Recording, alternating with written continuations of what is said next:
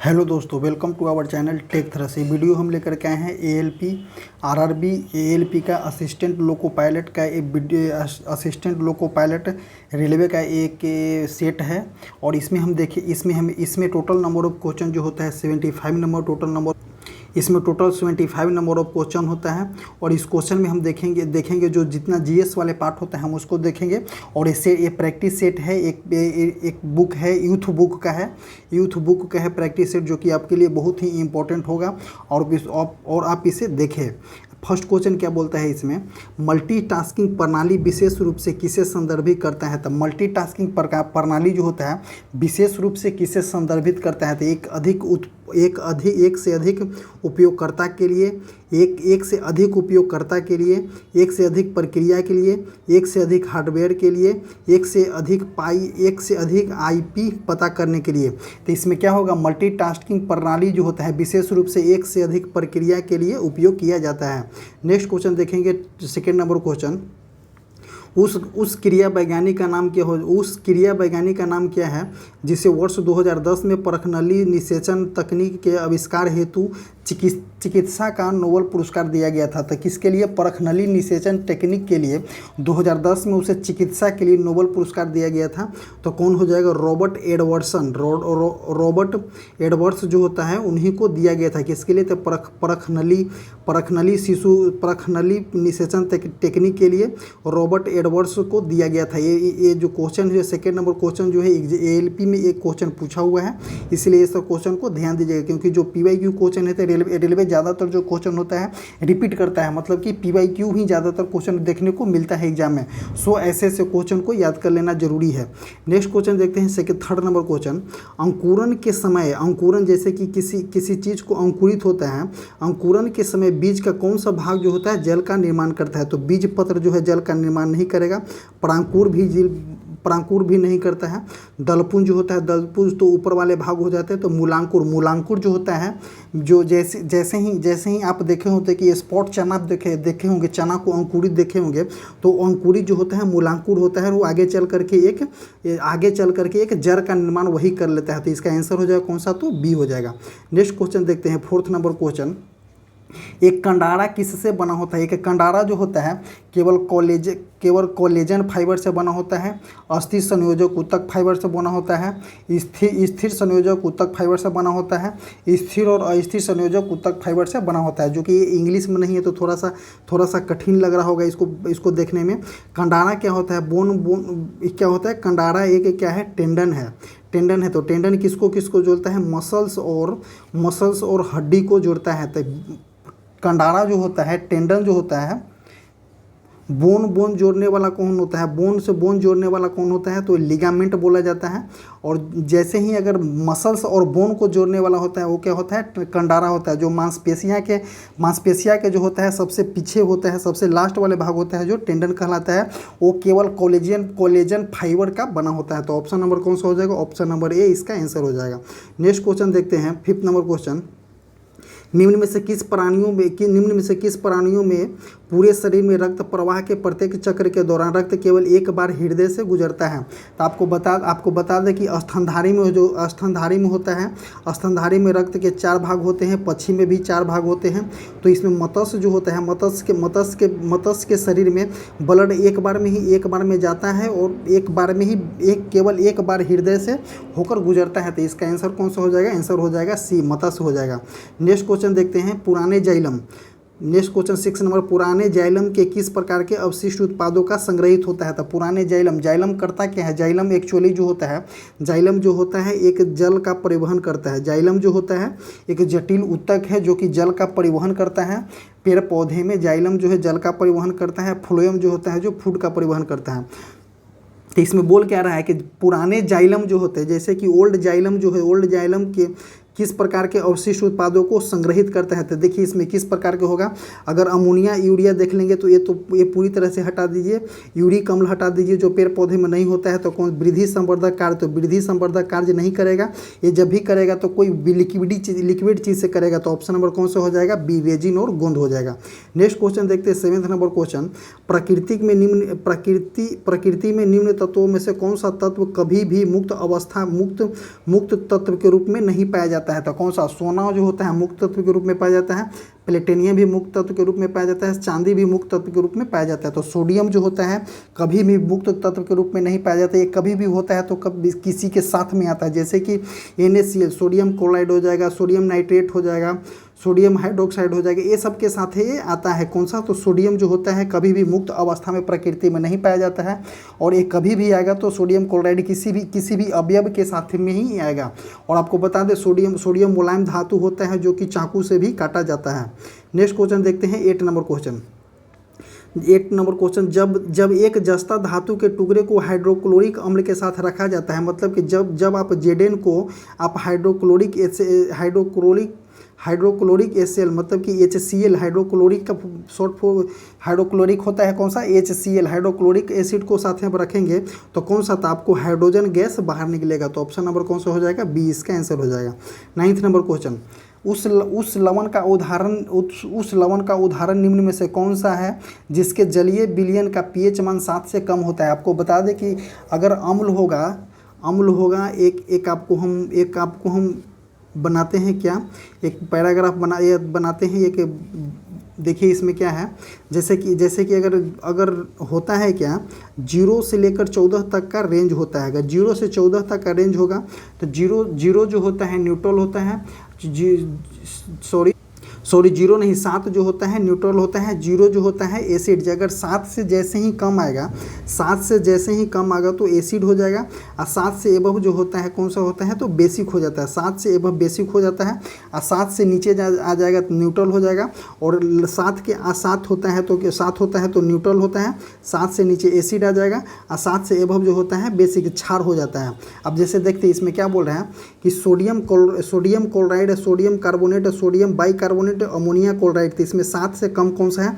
तो ammonia chloride जो होता है इसमें 7 से है, जो कि ये एक अम्लीय होता है। नेक्स्ट क्वेश्चन देखते हैं 10 नंबर क्वेश्चन, जिस तत्वों में धातुओं और अधातुओं के बीच के मध्यवर्ती गुण होते हैं, जैसे कि धातु प्लस अधातु के मध्यवर्ती गुण को क्या बोलते हैं? उपधातु बोला जाता है। तब बताइए कि इसमें उपधातु कौन है? पूछ रहा है, भी उपधातु ही बोल रहा है कि धातु और अधातु के बीच का जो भाग होता है उसको हम क्या बोलते हैं? उसको उपधातु बोलते हैं। तब बताइए कि इसमें कौन कौन से उपधातु होता है? तो और आयोडीन धातु नहीं है, ये भी हटा दीजिए, ये भी उपधातु नहीं है। तो है कौन सा? तो जर्मेनियम और सिलिकॉन जो होता है उपधातु के अंतर्गत आता है।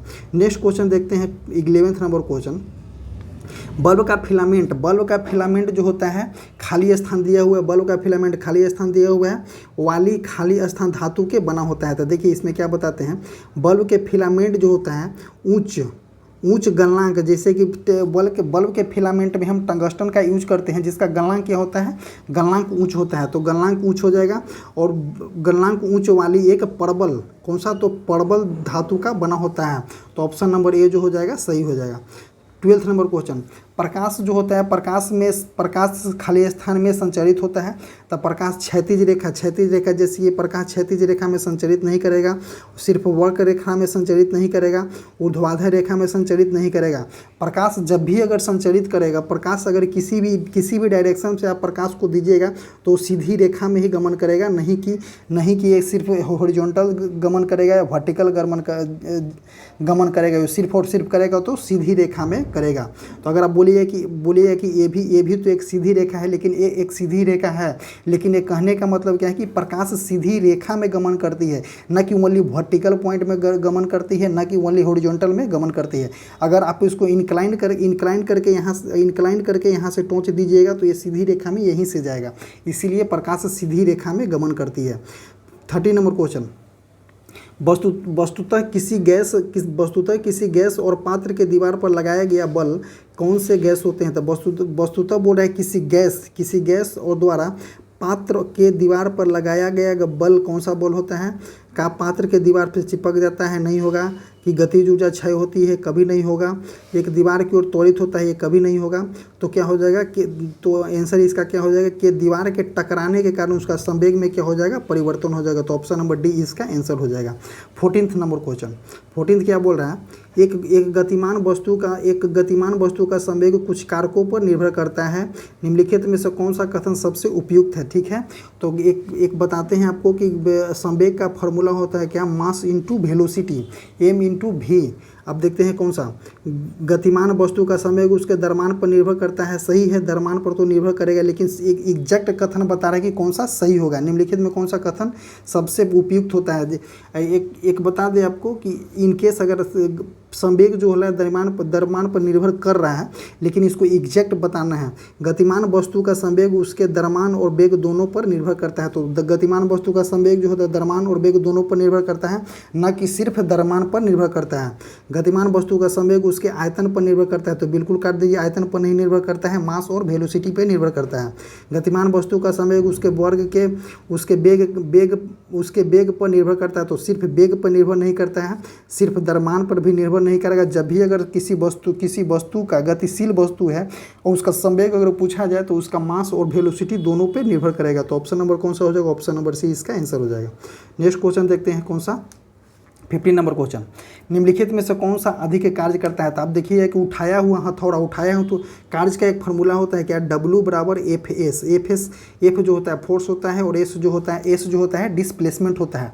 तो उठाया हुआ हथौड़ा, तो उठाया हुआ हथौड़ा, अगर इसे उठाया हुआ हथौड़ा में हम देखेंगे तो इसमें डिस्प्लेसमेंट नहीं हो रहा था, इसमें कोई कार्य नहीं हो रहा है। तेज से आता हुआ पत्थर, तो तेज से आता हुआ पत्थर इसको इनकेस रखते हैं सेकंड ऑप्शन में। एक पहिया, एक घूमता हुआ पहिया, तो घूमता हुआ पहिया को देखें, घूमता हुआ पहिया में अगर हम W के मान देखते हैं तो डिस्प्लेसमेंट इसका क्या हो जाता है, घूमता हुआ पहिया में डिस्प्लेसमेंट इसका जीरो हो जाएगा, जिसकी वजह से कार्य जीरो हो जाएगा। रह गया ऑप्शन नंबर सी और ऑप्शन नंबर बी। तो ऑप्शन नंबर सी बोल रहा है तेजी से आता हुआ पत्थर और एक चली हुई गोली।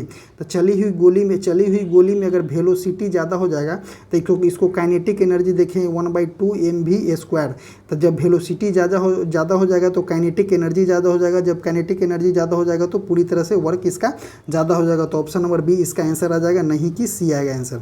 नेक्स्ट क्वेश्चन देखते हैं, क्वेश्चन नंबर 56 है। थेरी गाथा एक बौद्ध ग्रंथ है। थेरी गाथा जो है एक प्रकार का बौद्ध ग्रंथ है जो खाली स्थान का हिस्सा है। यह भिक्षुओं द्वारा रचित छंदों का संग्रह है। तो महावंश नहीं होगा, दीपवंश भी नहीं होगा, विनय पिटक भी नहीं हो जाएगा। कौन सा हो जाएगा, इसका आंसर हो जाएगा जो सूत पिटक, इसका आंसर हो जाएगा। 57 क्या बोल रहा है, वेंकटेश्वर जिन्हें वेंकटचलीपति श्रीनिवासन और बालाजी के नाम से जाना जाता है, हिंदू भगवान के रूप में किनका रूप है बताया गया था। शिव का रूप है, शिव का रूप नहीं, हनुमान का भी रूप नहीं, ब्रह्मा का भी नहीं है। इसका आंसर हो जाए कौन सा, तो विष्णु का रूप है जो कि तिरुपति मंदिर में स्थापित किया गया है। ये जो आंध्र प्रदेश में पड़ता है और ये तिरुपति मंदिर में वेंकटेश्वरा बालाजी भी कभी कभी आपको देगा, जो विष्णु के रूप में देखा गया मंदिर है। अब देखते हैं 58 नंबर क्वेश्चन, बंगाल में खेती के कारण 1859 से 60 में विद्रोह शुरू हुआ था। किसके लिए शुरू हुआ था, खेती के कारण बंगाल में 1859 से 60 में किसके लिए विद्रोह हुआ। तो चावल के लिए हटा दीजिए, गन्ना भी नहीं हुआ था, जूट के लिए भी नहीं हुआ। तो हुआ था क्या, तो नील विद्रोह हुआ था। कौन सा, तो नील विद्रोह हुआ था। और ये बता दें आपको कि कहाँ में, नदिया जिला में हुआ था। कहाँ, नदिया जिला, बंगाल के नदिया जिला में हुआ था। कौन सा, 1859 से 60 में नील के विद्रोह हुआ था। और जो नील जो है तो 1917 में 3 कठिया पद्धति के लिए नील विद्रोह एक देखा गया है। 59 नंबर क्वेश्चन क्या बोल रहा है, 44वें संशोधन 1978 में भारतीय संविधान के किस अनुच्छेद को प्रभावित किया गया है। तो 44वें संविधान संशोधन में 1978 जो होगा 301 301 नहीं होगा इसका आंसर, ये भी नहीं होगा। तो कौन सा हो जाएगा, 300 के ए जो हो जाएगा किससे, संपत्ति के अधिकार से है। तो ऑप्शन नंबर डी जो हो जाएगा इसका आंसर हो जाएगा। 60 नंबर क्वेश्चन, निम्नलिखित में से कौन सा भारतीय संविधान में एक मौलिक अधिकार नहीं है। तो देखिए मौलिक अधिकार नहीं क्या है, संवैधानिक उपचार, ये भी तो मौलिक अधिकार है। समानता का अधिकार जो मौलिक अधिकार हो जाएगा। स्वतंत्रता का अधिकार भी मौलिक अधिकार है। नहीं कि आपको ये वाले जो मौलिक अधिकार जो होता है, संपत्ति अर्जित करने का अधिकार जो है मौलिक अधिकार नहीं है, इसको हटा दिया गया है। तो 60 का क्या हो जाएगा, 60 का सी हो जाएगा। नेक्स्ट क्वेश्चन देखते हैं 61 नंबर क्वेश्चन, निम्नलिखित में से कौन भारत के सबसे युवा राष्ट्रपति थे। तो सबसे युवा राष्ट्रपति कौन थे, डॉक्टर राजेंद्र प्रसाद नहीं, जाकिर हुसैन भी नहीं, डॉक्टर एस राधाकृष्णन भी नहीं। तो सबसे युवा राष्ट्रपति थे Shri Neelam Sanjiva Reddy. Next question 60 number question, बसंत विषु रात दिन बराबर होने का समय क्या होता है? तो बसंत विषु जो होता है, एक बसंत विषु होता है, क्या होता है? एक वसंत विषु होता है, एक हो जाता है शरद विषु। शरद विषु जो होता है, बसंत विषु कब होता है? बसंत विषु 21 मार्च को होता है, और शरद विषु जो होता है 23 सितंबर को होता है। और 21 मार्च और 23 सितंबर को जो होता है दिन और रात आपस में बराबर होते हैं, क्योंकि उसी दिन जो होता है सूर्य जो होता है परपेंडिकुलर इक्वेटर के पास होता है, विषुवत रेखा के पास होता है। तो 21 मार्च इसका आंसर हो जाएगा। 21 मार्च को क्या होता है? बसंत विषु होता है, और 23 सितंबर को जो होता है शरद विषु, इसका आंसर हो जाएगा। अगर आंसर हो जाएगा इसका तो 21 मार्च इसका आंसर आ जाएगा। अब देखते हैं नेक्स्ट क्वेश्चन, निम्नलिखित में से कौन सी परियोजना जो होता है उत्तराखंड में है? तो उत्तराखंड में परियोजना देखेंगे कौन से उत्तराखंड में परियोजना है? तो टिहरी हाइड्रो पावर कॉम्प्लेक्स जो होता है उत्तराखंड में है। कोयना कहाँ में है? तो कोयना महाराष्ट्र में। कोयना जो होता है कोयना महाराष्ट्र में है। शरावती कर्नाटक में है, कर्नाटक में शरावती है। और चमेर जो होता है कहाँ में है? चमेरा हाइड्रो इलेक्ट्रिक प्रोजेक्ट जो हो जाएगा हिमाचल प्रदेश में है, तो इसका आंसर कौन सा हो जाएगा? इसका आंसर हो जाएगा option number A, Tehri hydro power project. Next question देखते हैं, निम्नलिखित में से कौन सी इकाई जो है भारत में साख नियंत्रित करती, क्रेडिट कंट्रोल का कार्य करती है?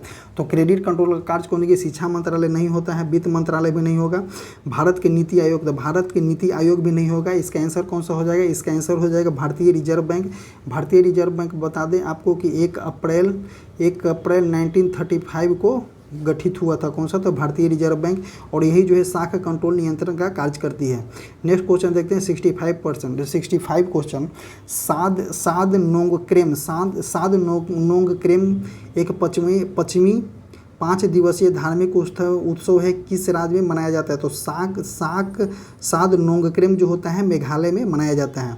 66 नंबर क्वेश्चन, खाद्य साजों के रूप में तानपुरा और पखवाज के साथ पुरुषों और पारंपरिक रूप से किस गायन शैली में प्रदर्शित किया जाता है? तो इसका कौन सा हो जाए? किस गायन शैली में प्रदर्शित किया जाता है? 66 किस गायन शैली में प्रदर्शित किया जाता है? तो ध्रुपद गायन शैली में प्रदर्शित किया जाता है। इनमें से किस संस्था ने 1992 में पायलट आधार पर भारत में माइक्रो फाइनेंस गतिविधियां शुरू किया था? तो किसने किया था, किस आधार पे? तो 1992 में पायलट आधार पर भारत में माइक्रो फाइनेंस गतिविधियां शुरू की थी। तो किसने शुरू की थी इसको शुरू किया था नाबार्ड ने। नाबार्ड की स्थापना कब हुआ था? 1982 में नाबार्ड की स्थापना हुआ था। और सिडबी की स्थापना आपको बता दें, सिडबी की स्थापना हुआ था 2 अप्रैल 1990 को सिडबी की स्थापना हुआ था। इसमें जो पायलट आधार पर माइक्रो फाइनेंस गतिविधियाँ किसने दिया था? तो नाबार्ड ने दिया था। 68 नंबर क्वेश्चन, 68 क्या बोल रहा है? कैपिटल एंड ग्रोथ नामक पुस्तक किसने लिखा है? तो कैपिटल एंड ग्रोथ नामक पुस्तक जो है जॉन हिक्स ने लिखा है। नेक्स्ट क्वेश्चन 69 नंबर क्वेश्चन, वैश्विक स्तर पर विश्व साइकिल दिवस कब मनाया जाता है? विश्व साइकिल दिवस 3 जून को मनाया जाता है। 70 क्वेश्चन, राष्ट्रीय कवि रामधारी सिंह दिनकर को उसकी किस रचना के लिए ज्ञानपीठ पुरस्कार से सम्मानित किया गया है? तो उसकी हो जी किसके लिए? तो उर्वशी के लिए दिया गया है। 71 नंबर क्वेश्चन, यूनिसेफ का मुख्यालय कहाँ है? तो यूनिसेफ का मुख्यालय है न्यूयॉर्क में, मुख्यालय है यूनिसेफ का। और यूनिसेफ का गठन कब हुआ था? तो 11 दिसंबर 1946, मतलब कि सेकेंड वर्ल्ड वार के बाद इसका गठन किया गया था। नेक्स्ट क्वेश्चन, इसका आंसर कौन सा हो जाएगा? न्यूयॉर्क इसका आंसर हो जाएगा। 72 नंबर क्वेश्चन, भारत में एशियाई खेलों का आयोजन कितनी बार हुआ था? भारत में एशियाई खेलों का आयोजन 2 बार हुआ है। एक 1951 में हुआ है, एक 1951 में हुआ है, और एक 1982 में हुआ है। तो ऑप्शन नंबर कितना हो जाएगा? डी इसका आंसर हो जाएगा। 73 नंबर क्वेश्चन, न्यूयॉर्क के आइकॉनिक मॉडिसन स्क्वायर गार्डन में कुश्ती करने वाले पहले भारतीय पहलवान कौन है? तो किसने है? तो बजरंग पुनिया इसका आंसर हो जाएगा। निम्नलिखित में से कौन सा ऐतिहासिक स्थल ईसा मसीह के जन्म से जुड़ा हुआ है? तो बेथलस जो होता है ऐतिहासिक स्थल है जो कि ईसा मसीह के जन्म से जुड़ा हुआ है, जो कि यरूशलेम में है।